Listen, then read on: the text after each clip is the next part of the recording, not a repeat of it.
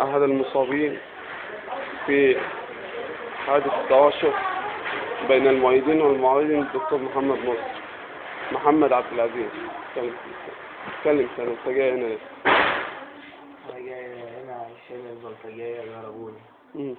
البلطجية هجموا علينا بكل أنواع الأسلحة. أنواع الأسلحة زي إيه؟ ميليتوف وخرطوش وسنج وصواريخ وطوب وإزاز وكل أنواع الأسلحة. احنا عارفين مين اللي بعتهم الفلول، وبنقول لحمدين والبرادعي وعمرو موسى وفلول النظام.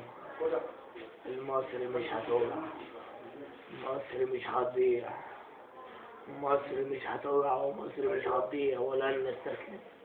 لن نستسلم للكلاب اللي عاوزين يخربوها، لن نستسلم ولن نتراجع حتى الشهادة في سبيل الحق والصندوق والديمقراطية.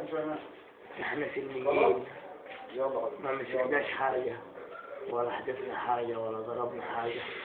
هجموا علينا بجميع أنواع الأسلحة. عارف والله الفيلم الأجنبي ده ايه يا عم هو الكذب اللي انت بتقوله ده؟